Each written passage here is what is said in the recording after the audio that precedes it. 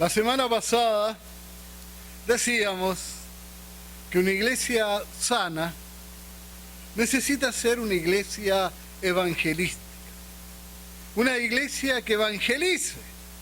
Y dijimos que evangelizar era presentar el evangelio, era presentar a Jesús, presentar la cruz, presentar la necesidad de arrepentirse y es presentar el plan de salvación con las doctrinas y con las enseñanzas que aparecen en la Biblia. Y esto es importante, por eso que uno de los 4 hermanos de Jesús, Judas, nos dice estas palabras. Ahí en Judas, el verso 3.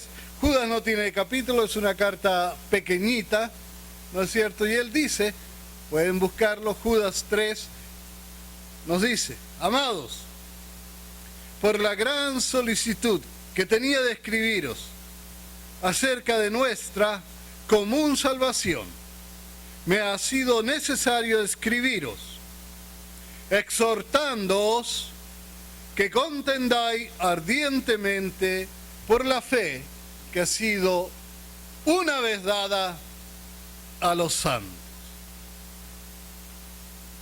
Nosotros hemos sido llamados, hermanos, a contender, a ser contenciosos. Parece raro, ¿no? Pero eso es lo que dice Judas, que tenemos que contender por defender este evangelio, hermanos. En un mundo que se está desviando, en un mundo donde hay toda corriente de doctrinas, a veces satánicas, que incluso se meten en la iglesia, nosotros tenemos que contender por esa fe que le fue dada a los apóstoles y que fue dada una vez y una vez para siempre. Por esa fe que no necesita ser cambiada. Por eso dice, por la fe que fue dada una vez a los santos. De esta manera, hermano, podemos decir, y con seguridad, y aunque sea triste, pero los mormones, por ejemplo, ellos no evangelizan, porque ellos no enseñan el evangelio. Ellos están hablando de un Jesús que no es el Jesús de la Biblia. Ellos hablan de un Jesús que vino a América, por ejemplo, y la Biblia no nos dice nada de eso. Ellos hablan de un Jesús y enseñan a un Jesús que cuando vino a la tierra era hombre y que se hizo Dios por su obediencia y porque se portó bien. Ese no es el Jesús de la Biblia. Ellos no están presentando el evangelio. No importa que recorran todo el pueblo y toda la nación golpeando puerta por puerta. Otros que tampoco presentan el evangelio y que tampoco evangelizan son los testigos, porque presentan un evangelio diferente. No están presentando el evangelio de Jesucristo, no están presentando el evangelio de los apóstoles, no están presentando el mensaje de la Biblia, mis hermanos. Pero lo triste, y de lo que quiero hablar ahora, es que hay millones de evangélicos, así entre comillas, en nuestros días, que no presentan tampoco el evangelio. Es triste decirlo, pero la verdad es que estamos viviendo tiempos en que los evangélicos necesitan ser evangelizados. Hemos dicho que en muchas iglesias hoy se enseña más de metafísica que del evangelio y que de la Biblia. Y es por eso que hoy comenzaremos hablando de lo que es la metafísica. ¿Qué significa esta palabra? En primer lugar, la traducción de la palabra metafísica significa más allá de la física. Y nos está hablando de un sistema humano de filosofía que busca explicar al ser, a la existencia, y para esto lo hace yendo más allá de lo físico, más allá de lo material. Se cree que este sistema de pensamiento, de filosofía, comenzó antes de Sócrates y es por eso que se le llama presocrático. Es un tipo de filosofía griega, pagana, no es bíblica. Se cree que Platón la enseñó también. Pero quizás el maestro más conocido en esta materia fue Aristóteles. Él escribió 14 volúmenes dedicados a la metafísica. La metafísica, para poder entenderla mejor, tiene 7 leyes. Y tejido entre todas estas leyes está el concepto de que nosotros somos pequeños dioses, diosesitos chiquitos. Por eso ellos dicen que nosotros tenemos la cualidad divina de crear con nuestras palabras, que nuestras palabras tienen poder creador. Ellos enseñan más o menos de esta forma. Primero tú piensas y después de pensar tú le pones pasión y tú visualizas lo que piensas. Y entonces usted, después de pensarlo y de visualizar, de imaginarse lo que estaba usted pensando, lo declara o lo decreta y usted lo que usted pensó.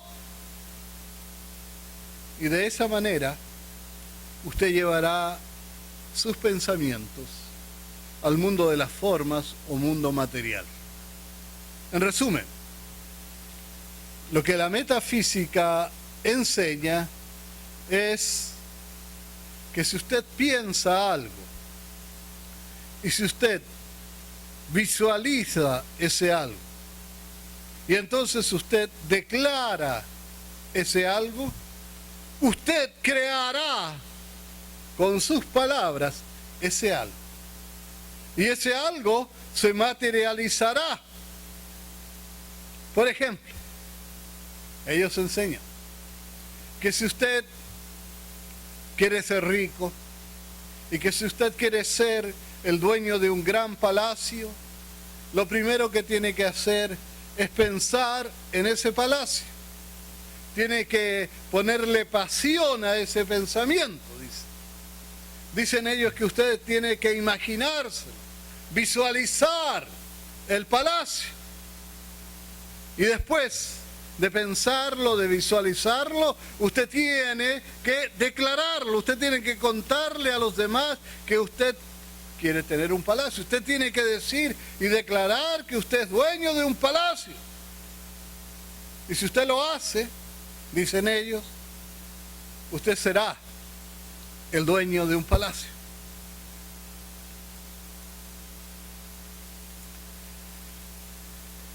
No he visto a nadie que haya hecho esto hasta ahora. Pero esta idea se presenta también en los métodos de autoayuda, ¿verdad? Y en casi todos los métodos de motivación y en los métodos de pensamiento positivo. Recuerdo hace un tiempo atrás, algunos años atrás, yo leí mucho de Og Mandino, leí mucho de Norman Vincent Peale y algunos otros pensadores que enseñaban todo esto en una forma un poquito diferente y yo diría quizás hasta menos escandalosa que algunos predicadores de nuestros días. Mucha gente lee todos estos libros y entonces piensa, por ejemplo, en adelgazar. Y cuando comienza el año, ellos, guiados por estas ideas, se imaginan que son delgados. Y hasta pegan una foto, tal vez, allí en su espejo, de cuando ellos tenían 15 años y eran delgaditos. Y todos los días del año van a mirar ese espejo y todos los días del año se imaginan, pasan algunos minutos allí ejercitándose para imaginarse que son delgados. Miran la foto, ven cómo se veían cuando eran delgados y entonces piensan, soy delgado, y dicen allí sus declaraciones positivas frente al espejo.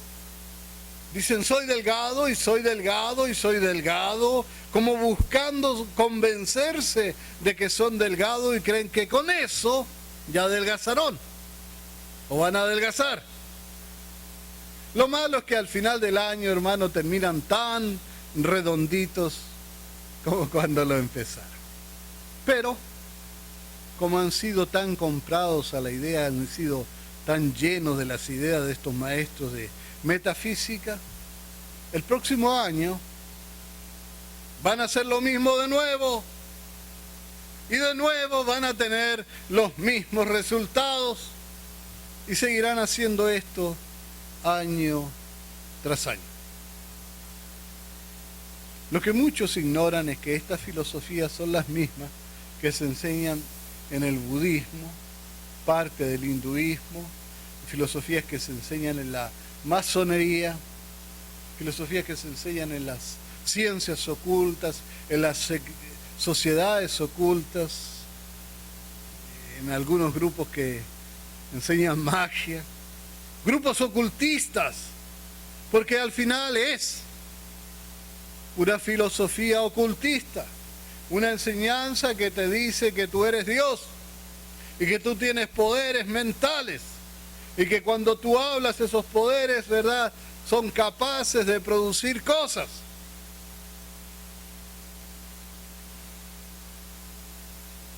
Tomás de Aquino, uno de estos santos católicos, llevó estas ideas al catolicismo.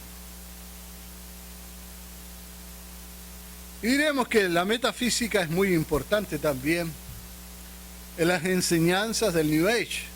Entre paréntesis, el New Age es una ensalada, o mejor diríamos un licuado, que contiene un poquito de cristianismo, un poquito de hinduismo, un poquito de budismo, un poquito de pensamiento positivo, de incluso magia, un poco también de brujería, y mezclan todo eso, y la verdad lo que lo mezcla, lo que une todo eso, son las enseñanzas metafísicas. De hecho, Hollywood se ha encargado de invadir casi cada rincón de la sociedad con esta enseñanza y con estas ideas. Casi no hay película que nos enseñe algo diferente a la metafísica. Y que están dirigidas a hacernos creer estas enseñanzas. En el año 1802, el 16 de febrero, nació un hombre que se llamaba Phineas Kimby, que era un hipnotista, era un mago, era un hombre que se dedicaba a cosas ocultas, y a quien se le llama también el padre del nuevo pensamiento. Este hombre desarrolló un método de curación basado en el poder de la mente, que entre paréntesis algunos médicos dicen que es beneficioso porque hay muchas enfermedades que son psicosomáticas, o sea, no son enfermedades reales, sino que son enfermedades de la mente que provocan síntomas a veces bien dolorosos y bien incómodos en el ser humano, los mismos síntomas de la enfermedad. He conocido, por ejemplo, mujeres que no estaban embarazadas y que creen que estaban embarazadas. He conocido a personas que sufren de artritis sin tener artritis. He conocido personas que tienen diferentes enfermedades. Recuerdo alguna vez haber visitado a un amigo mío, se llamaba Luz Mateo, ¿no? Y me acuerdo de haberlo visto llegar a su casa. Yo lo conocía, un hombre sano, fuerte, vigoroso. Pero el día que llego a su casa y él abre su puerta, después de muchos días que no lo había visto porque sabía que estaba enfermo, lo miro y lo veo y me asusto. Parecía un cadáver, pálido, amarillo, flaco, parecía que se estaba desapareciendo, parecía un fantasma. Él creía que tenía cáncer porque le habían hecho unos rayos X y habían visto una pequeña mancha por ahí en su pulmón. Bueno, ese tipo de enfermedades sí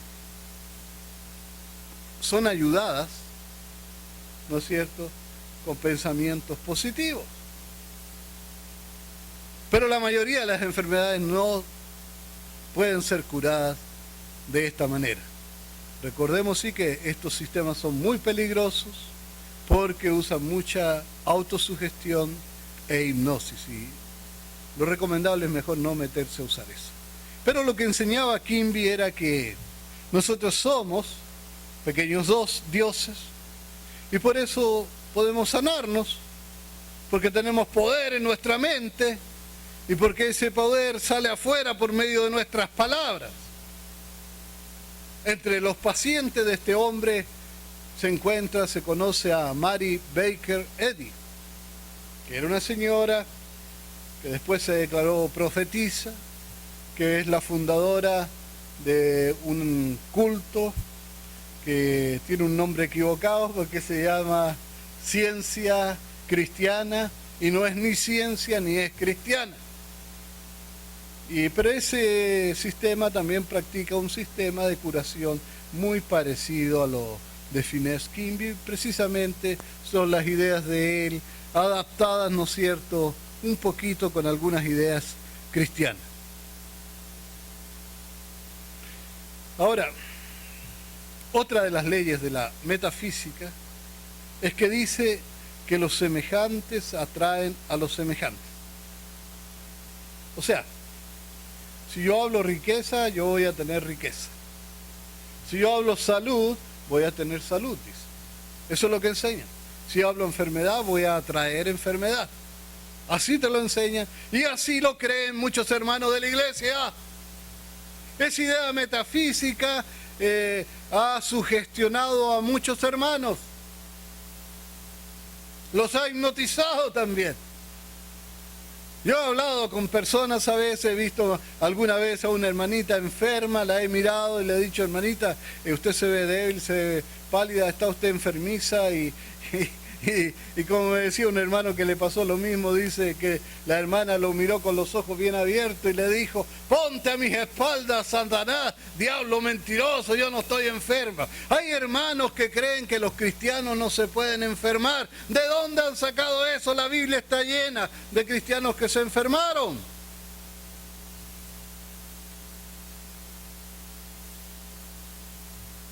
En el año 1867 nació un hombre que se llamó William Kenyon. Este fue predicador, aunque leía también muchos libros de metafísica. Y por allí en el año 1892 asistió a una universidad que se llama la Universidad Emerson, de oratoria, que se encontraba en Boston. Y esta universidad se dedicaba a preparar catedráticos para las sectas metafísicas. Y se enfocaban principalmente en la obra y en la enseñanza de Phineas Quimby. Kenyon se llenó de metafísica. Se sumergió en la metafísica. Cuando terminó sus estudios, después pastoreó algunas iglesias, fundó un instituto bíblico allí en Massachusetts, después otro en Seattle, y transmitió sus ideas por medio de un programa radial que se llamaba The Radial Kenyon Church of the Air, o sea, del aire. La iglesia radial de Kenyon en el aire, más o menos, en español. Este hombre originó el movimiento que hoy conocemos como palabra de la fe, o palabra de fe.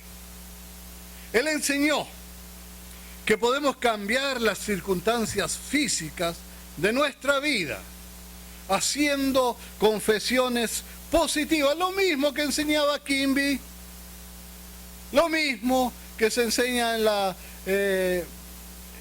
ciencia cristiana, lo mismo que se enseña en la metafísica. Es metafísica, esa es una idea metafísica. Por ejemplo, dice, para ser sanados, los creyentes solo necesitan declarar que están sanos. Así escribió él. Si habla de dolor, usted tendrá dolor. Y si habla de enfermedad, se enfermará. Aunque Kenyon le agregó algunos elementos cristianos, ¿no es cierto?, como en la oración y otros, él hacía mucho énfasis en el poder creador de nuestras palabras. Y si nosotros resumiéramos su enseñanza, diríamos que él enseñaba: piense, ore, visualice, decrételo o declárelo y se hará realidad. Así nació el mal llamado Evangelio de la Prosperidad y el de la sanidad para todos, por todo, cuando tú lo declares y cuando tú lo decretes. La obra de Kenyon, hermano, se hizo popular después. Él fue un poco popular, pero fue mucho más popularizada por otro predicador que vino después de él, que se llamó Kenneth Hagin. Este hombre plagió el trabajo de Kenyon, él copió su trabajo y trabajó en base a lo que había escrito Kenyon. Después de Hagin, siguiéndolo a él, aparecieron otros hombres más contemporáneos, más de nuestro tiempo, como Oral Roberts. Yo alguna vez estuve en la universidad de Oral Roberts. Él tenía allá en Oklahoma una universidad muy bonita, me acuerdo. Había un monumento incluso con unas manos unidas como si estuvieran orando, y tenía una especie de triángulo donde decía mente, cuerpo y espíritu, y él decía que esto tenía que ver con la sanidad.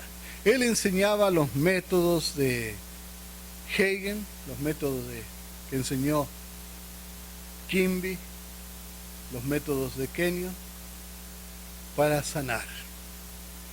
Él se hizo famoso cuando en cierta oportunidad, él tenía además de la universidad un hospital y tenía muchas deudas, y en cierta oportunidad él dijo, lo dio a conocer en la radio, en la televisión, que Dios le había dado una fecha límite y que le había dicho que si en esa fecha no juntaba los 8 millones de dólares que debía de deuda que tenía, entonces él iba a morir.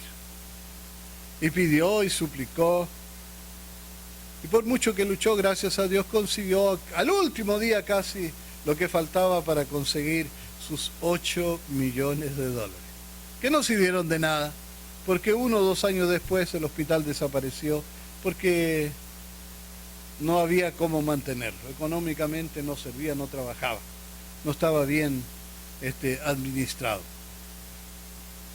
Ahora, Oral Roberts tenía un chofer, un hombre que trabajaba para él. Él solamente era su chofer, pero se interesó en el trabajo de Oral Roberts y estudió en su universidad, y hoy es tremendamente famoso, se llama Kenneth Copeland. Y él estudió allí, y de parte sus ideas, ¿no es cierto?, ahora también son difundidas en la televisión, sobre todo los canales TVN, ¿no es cierto?, Trinity Broadcasting Network y otros canales como Daystar, casi presentan solamente a estos personajes, ¿no?, que lo que más enseñan es metafísica. Allí también estudió los hijos de otro metafísico famoso, Benny Hinn. Estos son realmente los creadores del movimiento de créalo, confiéselo, declárelo y recíbelo. Desgraciadamente, hermano, las ideas metafísicas están inundando la iglesia cristiana con ideas y prácticas ocultistas o hasta brujería, y se escuchan en muchos púlpitos cristianos. Hay ciertos versos bíblicos que, mal usados, se han convertido en el fuerte de estos ministros metafísicos, y hoy los veremos. Y veremos si estos textos están de acuerdo con lo que estos profetas y apóstoles modernos nos quieren enseñar. Primero vamos a leer Marcos, un libro de Marcos, capítulo 11 y verso 23. Marcos 11, 23.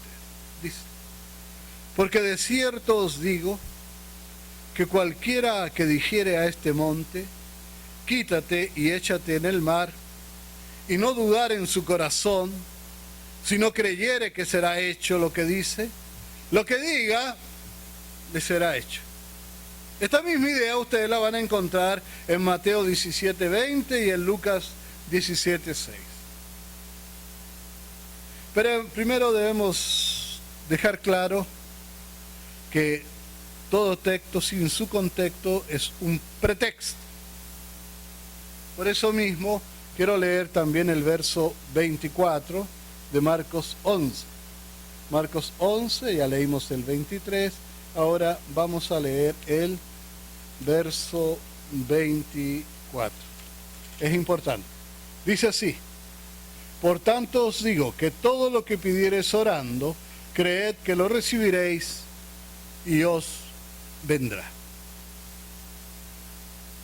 Primero, dijimos, hay que dejar claro que el texto tiene que ser entendido en el contexto. O sea, tenemos que leer qué es lo que dice todo el párrafo para encontrar el sentido de la frase que queremos entender. Es más, hay dos tipos de contexto. Está el contexto inmediato, o sea, lo que está antes y lo que está después. Y está el contexto general, que vendría a ser lo que la Biblia enseña y lo que la Biblia dice. O sea, tenemos que entender las cosas de acuerdo a lo que dice antes y después del texto y de acuerdo también a lo que la misma Biblia nos enseña. El contexto inmediato, ¿no es cierto?, nos dice todo lo que está un poquito antes. Ahora, fíjese lo importante que es. Si tú lees un texto donde dice, y algunos lo han hecho y lo han creído mal, no hay un texto, y algunos practican esto, fíjese, hay hermanos que toman la Biblia y se empiezan a dar vueltas, cierran los ojos o ponen el dedo, y allí a donde quedó en ese texto dicen, esta es la palabra que Dios me dio y así tengo que creerla. Bueno, supóngase que usted hace eso y el texto dice que si das 7 vueltas alrededor de la ciudad, los muros de la ciudad se van a caer y tú la vas a conquistar. Eso no significa, querido hermano que me estás escuchando, que si tú das 7 vueltas alrededor de Houston o de Nueva York o de cualquier ciudad, ¿no es cierto?, la vas a conquistar y los muros de la ciudad se van a caer. Tengamos cuidado con eso. El contexto nos dice que estaba hablando específicamente para un tiempo específico, para un grupo de personas específicas y para un momento específico, la conquista de Jericó. A veces se hacen cosas chistosas.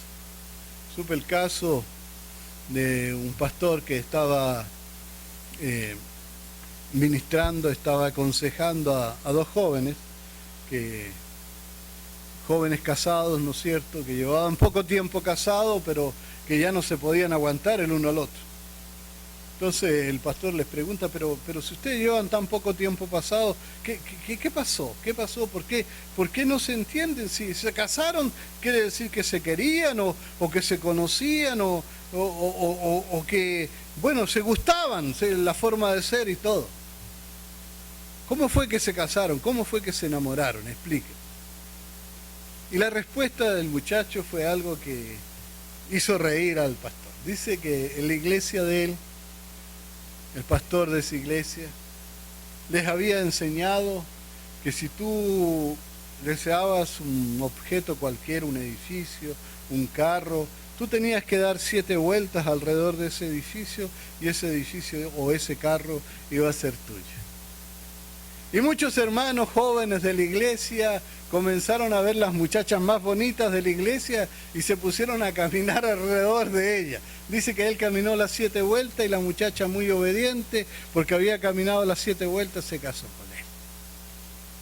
Por supuesto que la Biblia no decía eso, Esa no es una enseñanza bíblica. El que le enseñó eso le enseñó una tontera, por decir lo menos. En otra parte, el Señor dice que en cualquier lugar donde tú pusieres la planta de tus pies, eso será tuyo.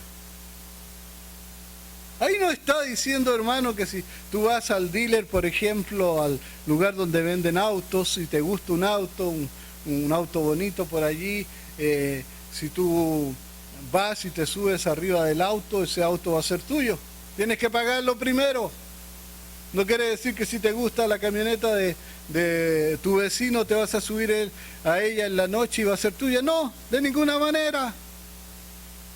Esa es una mala interpretación de la Biblia.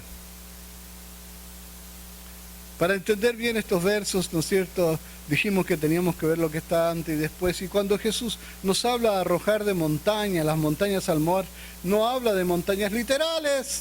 En primer lugar, Jesús nunca tiró una montaña al mar. Ni tampoco he conocido a nadie que por declarar haya lanzado una montaña al mar. Si tú te pones a declarar 100 años, no vas a tirar una montaña al mar porque tú te pusiste a declarar eso. Lo que el Señor está haciendo es usar una forma literaria muy común en sus días. Era una forma literaria que hablaba de grandes rabinos y grandes maestros espirituales, a los cuales llamaban arrojamontañas. Y se les decía así por la habilidad que tenían esto de solucionar problemas. Arrojar nuestros problemas al mar en este sentido significa ir con Jesús en oración, como leímos, ¿no es cierto? Llevarle nuestros problemas al Señor con la confianza, con la paz, con la seguridad, que los problemas ya no son nuestros, son de Él. Y vendría a ser lo mismo que tirarlos al fondo del mar, porque ya no son tuyos. Deberíamos hacerlo con la confianza que estamos tirando todo al fondo del mar. ¿Cierto que sí? Tus problemas, no importa cuán grandes sean, hermanos, Dios es más grande que ellos. Claro que sí. No significa tampoco que el Señor va a hacer lo que tú quieras. Pero si hay problemas muy grandes y Él no te los soluciona ahora,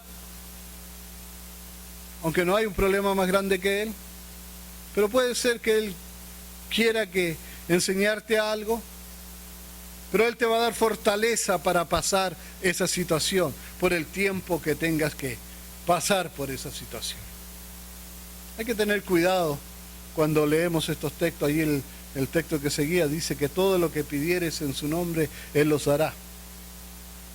Y me acuerdo haber escuchado el caso de una reunión de pastores donde había aparecido uno de estos hombres que se hacen llamar profetas.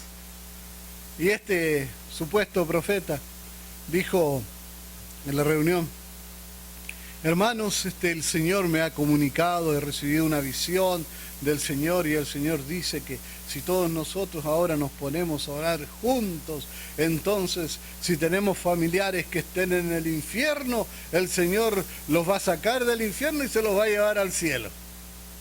¡Ridículo! Eso no es bíblico, eso es antibíblico. Yo no puedo aceptar palabras de un hombre aunque me diga que él se lo dijo Dios. Dios no le ha dicho eso. Hace poco este mismo supuesto profeta dijo que si todos oraran juntos y con mucha pasión y con mucha fe, el diablo se convertiría y entonces se acabarían todos los problemas del mundo. Eso es antibíblico también. La Biblia no dice eso. La Biblia dice que el diablo será echado al lago de fuego. El diablo no se va a arrepentir, mis hermanos. No importa lo que diga este supuesto profeta y no importa que él diga que es Dios el que se lo dijo. Hay muchos que manipulan a veces la iglesia y quieren manipular a los pastores y a los hermanos diciendo Dios me dijo. Hermano, todo poder viene de Dios. Y solamente veremos su bendición si oramos con fe, confiando en que los problemas están en sus manos. Y entonces será como echar los problemas al fondo del mar. ¿Verdad que sí? Vamos a buscar ahora en Proverbios 6:2. Este es otro texto. Y realmente da risa a veces cuando uno lee bien el texto. Dice, te has enlazado con las palabras de tu boca y has quedado preso en los dichos de tus labios. Y pareciera que este texto dice precisamente lo que nos quieren enseñar los maestros metafísicos. Ellos dicen, tus palabras tienen poder, con tus palabras puedes levantarte, o con tus palabras tú puedes hundirte, con tus palabras te puedes tejer un lazo, y con tus palabras te puedes enfermar,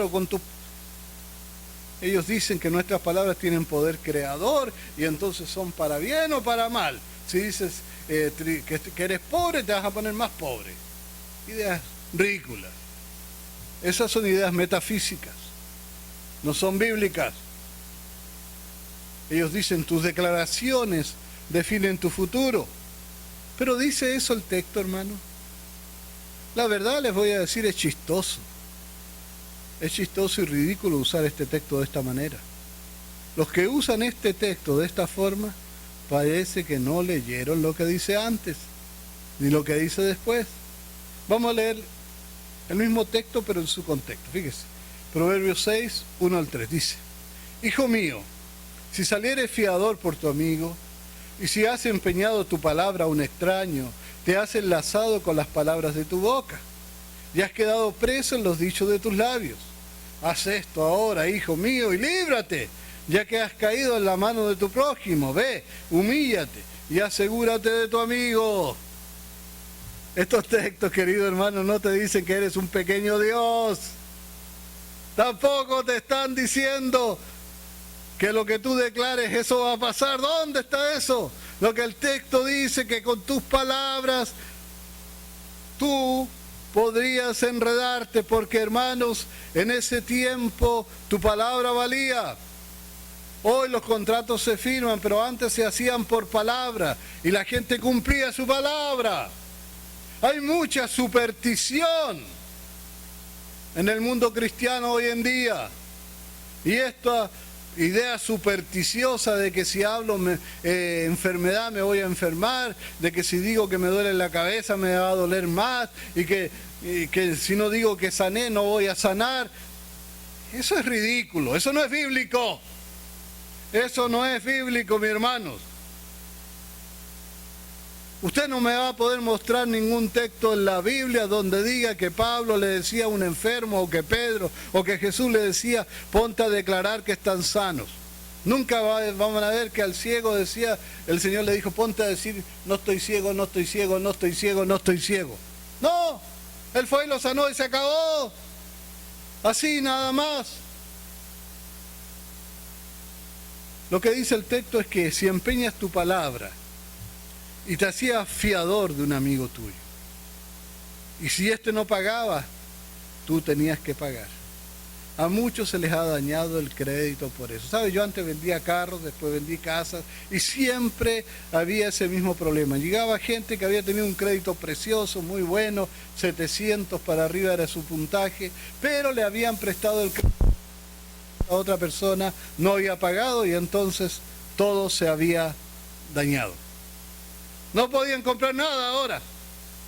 Y eso había sido porque se habían enredado con las palabras de su boca. ¿No es cierto? Otro texto que también le está mal usado es Romanos 10:10, donde dice, porque con el corazón se cree para justicia, pero con la boca se confiesa para salvación. Decir que nuestras confesiones nos salvan sería decir que no somos salvos por Cristo. El que nos salva es Cristo, y Cristo en la cruz, y se acabó, hermano. Este texto no necesita mucho comentario, porque habría que torcerlo demasiado para creer que lo que confesamos, eso sucederá.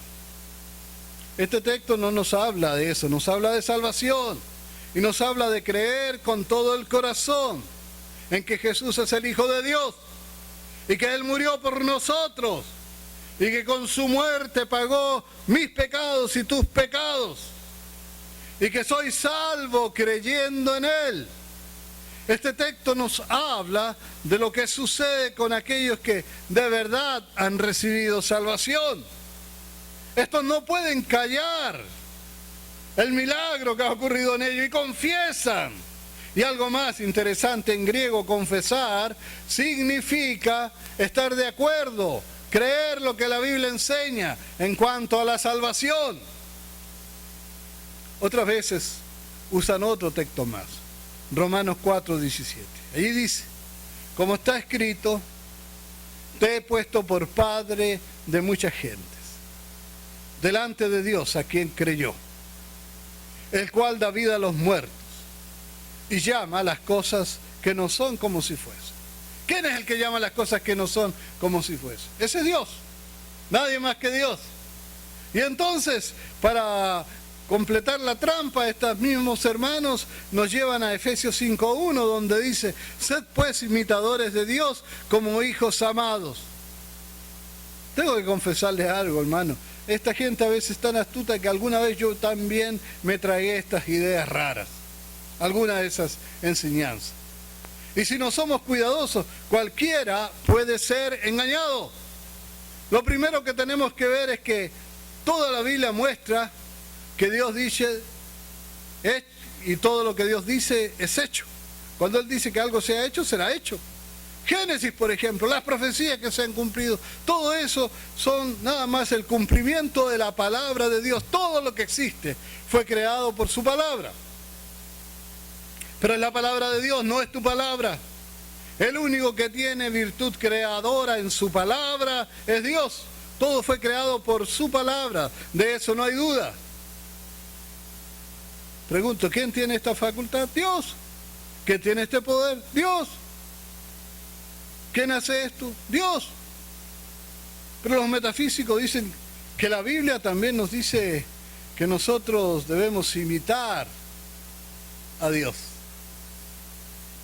Sí, yo les pregunto, ¿significa eso que tenemos que imitar a Dios estando en todas partes porque Él está en todas partes? ¿O tenemos que imitar a Dios sabiendo todas las cosas porque Él las sabe todas? ¿Quiere decir eso que si tú te pones a decir crees el mundo, vas a crear mundos y vas a crear universos? ¿Eso es lo que quiere decir? No, mi hermanito, por favor. Si seguimos leyendo Efesios 5 en adelante, nos vamos a dar cuenta que cuando la Biblia nos está hablando de imitar a Dios, nos está hablando de imitarlo en santidad, de imitar su bondad, de imitar su misericordia, de imitar su amor. No debiéramos aceptar estas ideas ridículas. Si le queda duda, lo invito, hermano, lo desafío. Cree un universo con sus declaraciones. Creflo Dollar, un predicador moreno, muy conocido en nuestros días, dice, Dios usó la sustancia de la fe para crearlo todo. Cada palabra está llena de sustancia de fe, porque las palabras son contenedores. El interior de Dios se llama sustancia de fe. ¡Wow! ¿Y de qué evangelio nos habla este hombre? ¿En qué parte está eso escrito? Si partimos a Dios por la mitad, lo que saldría sería fe. ¡Qué increíble! ¡Qué herejía! ¡Qué blasfemia! Este hombre enseña cosas que no están en la Biblia. Lo que este predicador está enseñando es metafísica pura. Él dice que si nosotros nos llenamos de la misma fe, podemos hacer las mismas cosas que Dios hace. La señora Joyce Meyer dice, es increíble, todos enseñan lo mismo. Ella dice, las palabras son contenedores de poder. ¡Wow! Lo que usted dice hoy es lo que será mañana, dice ella. Y muchos se creen eso y se lo tragan. Y entonces se ponen a hablar positivo y siempre positivo y no permiten ninguna palabra negativa, pero las cosas siguen igual que antes, no más, porque sus palabras no tienen poder. Miles Monroe murió hace poco, otro moreno muy famoso. Él dice que la oración, y escuche esto sí es blasfemia, esto sí es herejía. La oración es el hombre dándole autoridad o licencia a Dios para que actúe.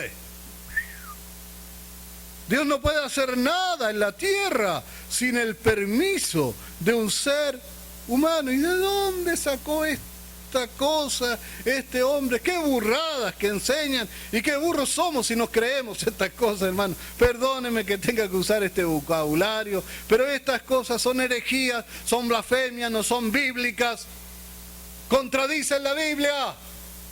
Esta gente exalta al hombre al nivel de Dios y humilla a Dios a un nivel muy inferior al hombre, como si el hombre pudiera darle permiso a Dios, como si Dios tuviera que venir contigo y decirte, oye, ¿me das permiso para sanarte? Qué ridículo, hermano, esto es espantoso. T.D. Jakes, el obispo Jakes, ese moreno también, dice, mientras Jesús hablaba en la cruz no podía morir. Solamente cuando Él inclinó su boca sobre su hombro y dejó de hablar, Él murió. Él tenía mucha vida en sus palabras, por eso no podía morir. ¿Y en qué evangelio leo yo eso? ¿En qué carta de los apóstoles o dónde, en qué parte de la escritura Él encontró estas palabras tan sabias? Es increíble cómo se enseñan cosas y cómo nosotros a veces nos tragamos todo esto como si fuera verdad, como si fuera palabra de Dios, cuando son herejías que ofenden a nuestro Señor. Creflo Dollar dice también, porque ustedes provienen de Dios. Escuchen, son dioses, no son solamente humanos. Están deificando al hombre y están despojando a Dios de su divinidad y de su soberanía. Kenneth Copeland nos dice por ahí, Dios no tiene ningún derecho legal sobre la tierra. Él no la está dirigiendo, excepto cuando tiene una oportunidad. ¡Wow! O sea que Dios no puede entrar a la tierra y no puede hacer nada a menos que nosotros, los grandes señores de la tierra, le demos la oportunidad a Él. Absurdo, hermanos. Me enojo, ¿verdad? Me enojo. Y si tuviera un látigo, los agarraría a latigazo. Joel Osteen dice, sus palabras tienen un enorme poder creativo. Está hablando de nosotros, dice Joel Osteen. No, sí, a mí me cae bien este hombre. Tiene una sonrisa ahí bien agradable, es una persona muy simpática, que habla bonito. Pero mire las tonteras que dice. Sus palabras tienen un enorme poder creativo. Eso es metafísica. Y sigue diciendo, en el momento en que usted dice algo, le da nacimiento. Dice él, es un principio espiritual. Lo siento, mis hermanos, pero lo que él debiera decir es, este es un principio metafísico.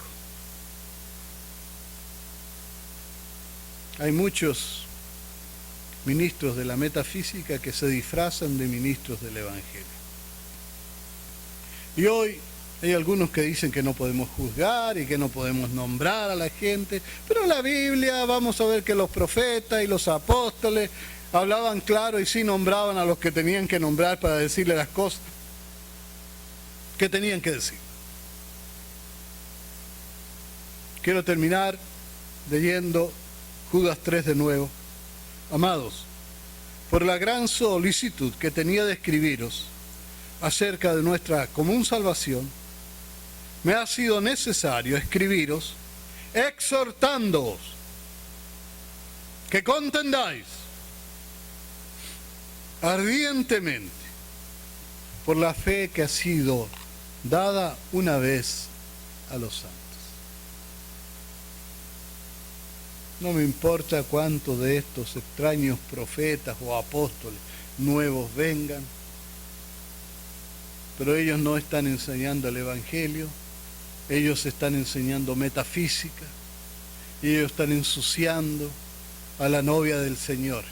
Ellos están ofendiendo al Señor y están invadiendo la iglesia con ideas diabólicas. Pero que el Señor les bendiga, es mi deseo y oración.